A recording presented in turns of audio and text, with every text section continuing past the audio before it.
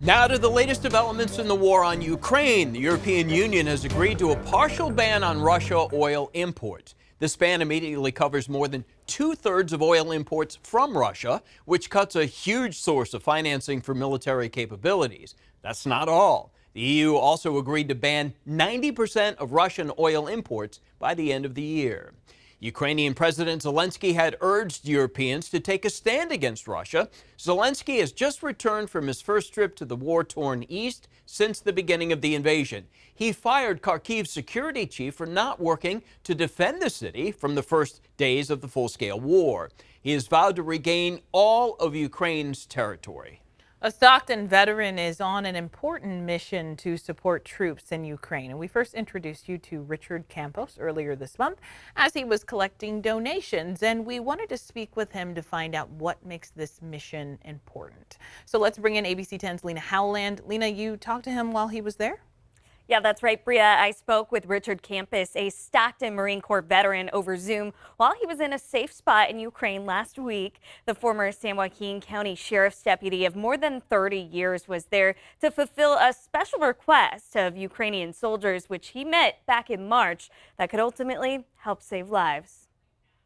Nearly 3 months after first visiting Ukraine, collecting as many medical kits as he could fit into 3 suitcases. So today is the day that they're actually going to be delivered. Stockton Marine Corps veteran Richard Campos returned for his second trip to Ukraine last week. All my friends in America, I finally made it here.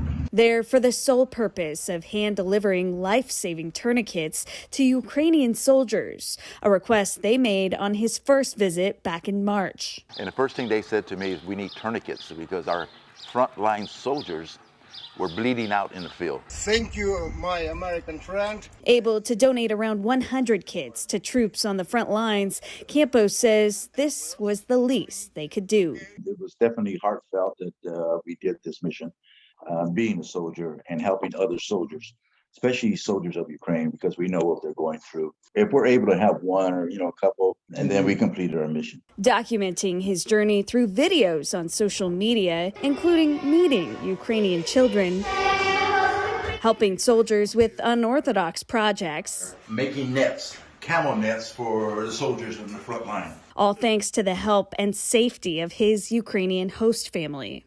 We wish you peace in your hearts and peace in your country.